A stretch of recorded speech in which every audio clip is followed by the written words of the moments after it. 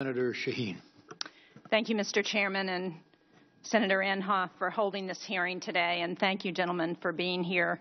I would hope, as the sentiments expressed by some of our colleagues, that this Congress would deal with sequestration in a way that means that you don't have to be here year after year after year talking about the challenges that our military faces because we haven't done our jobs here in Congress. Admiral Greenert, I would like to begin with you because we believe that the Portsmouth Naval Shipyard is the premier shipyard modernization and maintenance of our nuclear fleet.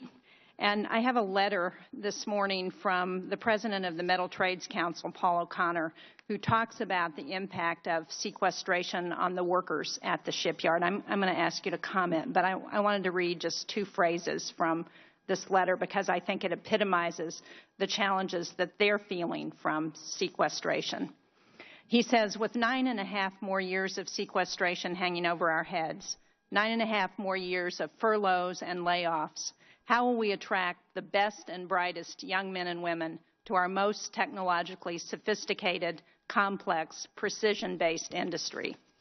He goes on to say, the security, instability, and volatility of sequestration on our shipyard and national workforce cannot be understated.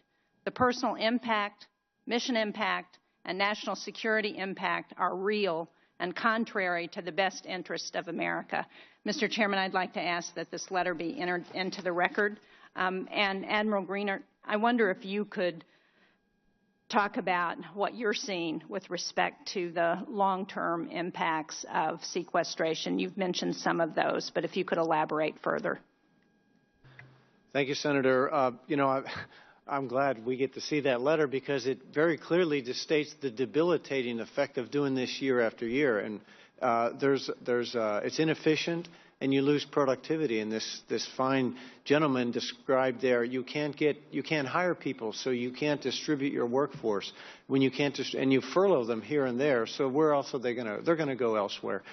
Somebody has to write the contract. Somebody has to get the logistics done, and those are the people who regrettably we furloughed. We thought we had workers, but you can stand there with a wrench in your hand and a welding rod, but you need the paperwork. Hey, it's all a team and it's a long chain. So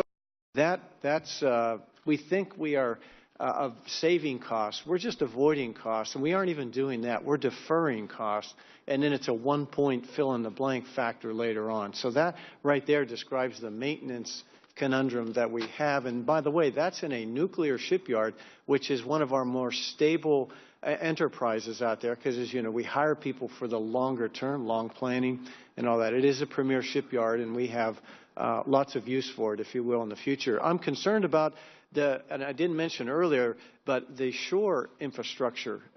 We have reduced dramatically the shore infrastructure in order to keep forces forward. So we went from 80%, if you will, of our model, which is nothing I'm necessarily all excited about, down to 55%. We're deferring work that's going to come to roost. Fortunately, in fiscal year 13, we were able to meet, thanks to the Congress, reprogramming and getting that 6% requirement done to recapitalize. But in fiscal year 14, I'm very concerned. We have $1 million we need to get to do that right. Hopefully we'll get reprogramming or a means or a bill to do that. But that infrastructure is very important to us. Thank you. General Welsh, Senator Chambliss talked about some of the areas where there is money being spent that may not be most efficient. And one of the things that we've looked at on the Readiness Subcommittee is the Air Force's proposal to spend about $260 million for 2 hardened hangars in Guam. Now, my understanding is that hardened hangars cost about twice as much as those that are not hardened. And I wonder if you could prioritize the need for that versus the other needs that you and the other members of the panel have identified with respect to readiness and training and the other challenges that we're facing. Thanks, Senator. I don't think it's a matter of comparing them in every case. In this particular case, the hardened facilities on Guam our response to a combatant commander request to provide more resilient capability on Guam because of an increased threat of surface-to-surface missile attack. He didn't request that everything be hardened, just those things that are key facilities that you couldn't improvise if there was damage, improvise for if there was damage on an airfield.